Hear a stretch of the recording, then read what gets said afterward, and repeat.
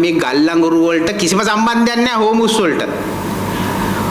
ගල්ලඟුරු එන්නේ දකුණු අප්‍රිකාවේ ඉඳන් කෙලින්ම ලංකාවට එනවා. ඒක මේ මෙහෙම ගිහිල්ලා හෝමුස් වලට ගිහිල්ලා කොමේනියෝ මැරුවද කොච්චරක් ගැව්වද අලෝ මචං ඉරානේ කොහොමද කියලා අහලා එන්න යන්නේ නැහැ. ඒක මේ හෝමුස් වලට ගිහිල්ලා එන්නේ නැහැ. ඒක කෙලින්ම ලංකාවට එනවා. ඇයි මේ මිනිස්සුන්ට බොරු කියන්නේ? මේ රටේ ඉස්සරහට එන විදුලි බල අර්බුදයේ තනිකර ආණ්ඩුවේ නිර්මාණයක්. ඒකට යුද්ධය සම්බන්ධ නැහැ. ඒකට රම් සම්බන්ධ නැහැ. ඒකට බෙන්ජමින් නෙතන්යාහු සම්බන්ධ නැහැ. ඒකට අයතුල්ලා කොමෙනි සම්බන්ධ නැහැ. ඒකට සම්බන්ධ තනිකර මේ ආණ්ඩුවයි ජනාධිපති එතකොට විදුලි බල ඇමති ඒ සෙට් එක මේ ආණ්ඩුව කරන කියන කට්ටිය. මේගොල්ලෝ කියනවා තෙල් බෝලින් ආවේ තෙල් අඩුනේ යුද්ධ නිසාලු. කලින් නැති උනේ සුද්ධ නිසාලු. අපි පැහැදිලිව කියනවා. බාල ගල්ලඟුරු ලංකාවට ගෙනාවේ යුද්ධ නිසා නෙවෙයි සුද්ධ නිසා. ඒ බාල ගල්ලඟුරු වලින් අඩු විදුලියක් අඩු විදුලියක් ජනනය උනේ යුද්ධ නිසා නෙවෙයි සුද්ධ නිසා. ඒ වෙනුවෙන් ඩීසල් පුච්චන්න සිද්ධ වුණේ යුද්ධ නිසා නෙවෙයි සුද්ධ නිසා. ඒකට ජනතාවට මිල ගෙවන්න සිද්ධ වුණේ යුද්ධ නිසා නෙවෙයි සුද්ධ නිසා. බොහොම පැහැදිලි මේ ආණ්ඩුව යුද්ධය ඇස්සේ ජනතාවට සුද්ධ දෙනවා කියන එක. අනුරගේ පච ගැන මේ ආණ්ඩුව හදනකොට අනික ආණ්ඩුව හදන්න කලින් මේ ආණ්ඩුව බලය ගන්නකොට කිව්ව ඔක්කොටම හොරු කියලා. සියලු දෙනාම හොරු. මේ ජීවිතේට මේ මහජන දේපලක් හොරකම් නොකරපු අපිත් හොරු. මේ ආජපාලනයට සම්බන්ධ වෙච්ච නැති සියලු දෙනාම හොරු. පක්ෂයකට කතරයක් ගැහුවත් ඒ කියන්නේ මාලිමාවට නැතුව වෙන පක්ෂයකට කතරයක් ගැහුවත් උනුත් හොරු. එතකොට හොරා කියන එක ඔප්පු කිරීමේ බාරයට යටත්නේ. ඒක අධිකරණයකින් කවදා හරි ඔප්පු වෙයි. හැබැයි මේගොල්ලෝ පචයෝ කියන එක දැනටමත් ඔප්පු වෙලා ඉවරයි. අනුරට විරුද්ධව විපක්ෂයේ විදිහට ඉන්නේ අනුරම තමයි. අනුරගේ පෝස්ට් ටික ඔන්න Facebook එකෙන් ඩිලීට් කරගෙන යනවලු. ඩිලීට් කරාට වැඩක් නැහැ මහත්තයෝ, බඩු අපි ළඟ තියෙනවා. ඔබතුමාලා අවුරුදු ගාණක් කියපු බඩු ටික අපි ළඟ තියෙනවා ෆෝල්ඩර් වල දාලා. ඔබතුමාලා ඕක කොච්චර ඩිලීට් කරත් වැඩක් නැහැ. අපි අවශ්‍ය වෙලාවට උඩට ගන්නවා. පෞගේ කාලෙම කිව්වේ බොරු.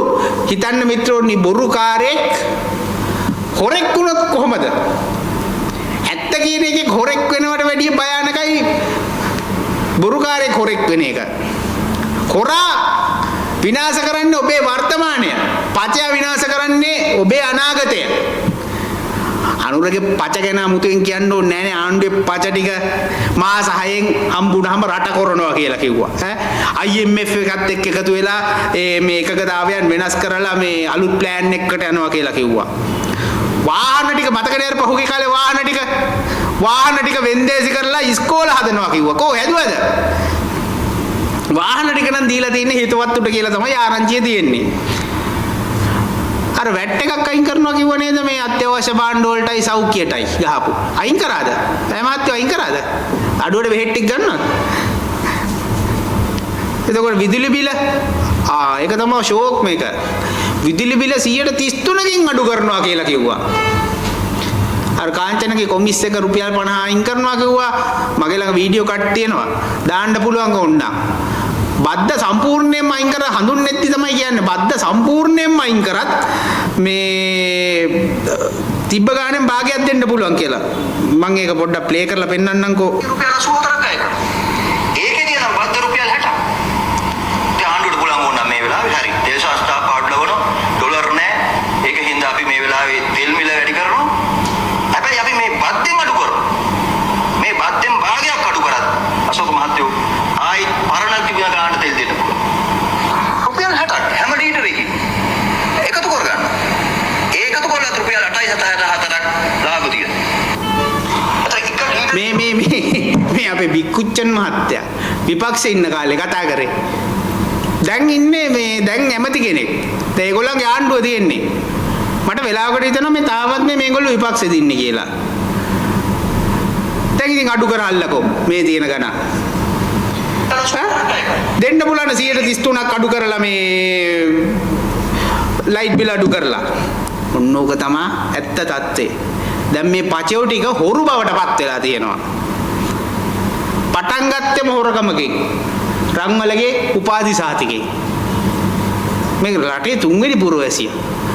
ආචාර්ය හරිනි අමරසූරිය මැතිණිය ආචාර්ය අශෝක රන්වලව තමයි යෝජනා කරේ කතානායක පුටුවට. විජිත හේරත් පාර්ලිමේන්තු ඉතිහාසයේ වැඩිම මනාපලාභියා.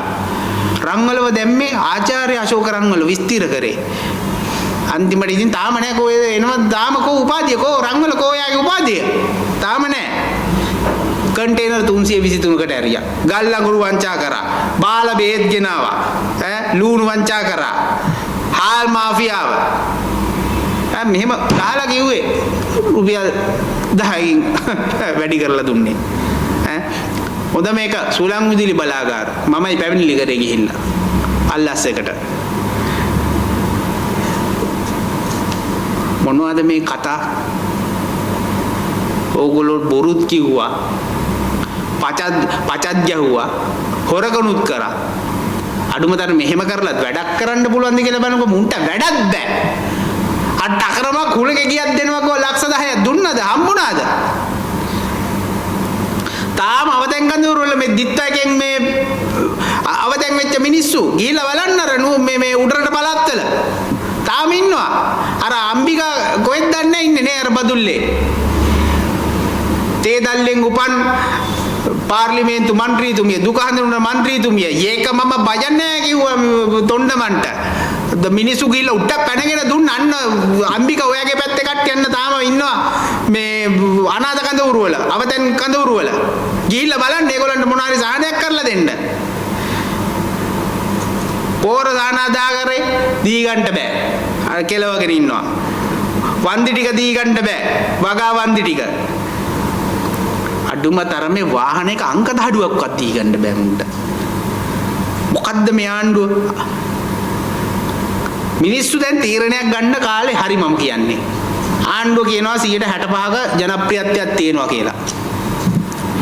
ඔව් අපිත් පිළිගන්නවා ආණ්ඩුවට 65ක නෙවෙයි 99.9ක ජනප්‍රියත්වයක් ඕගොල්ලෝට තියෙනවා. මේ අපි පිළිගන්නවා. අපි පිළිගන්නම්. ඕගොල්ලෝ දැන් දිනලාට තියෙන්නේ බාහිරතෝ තියන්නකො පළාත් සභා ඡන්දේ. ඕගොල්ලන්ගේ ජනප්‍රියත්වය බලා ගන්න. නේ ඔය සූර පප්පලා ජිම් පප්පලා මේ ඇඳ දුන් පියාලා එන්නකො පළාත් සභා ඡන්දෙට. ඕගොල්ලෝ ජනප්‍රියයිනේ. අපිත් එක්ක හැප්පිලා බලමුකෝ පළාත් සභා ඡන්දෙදී.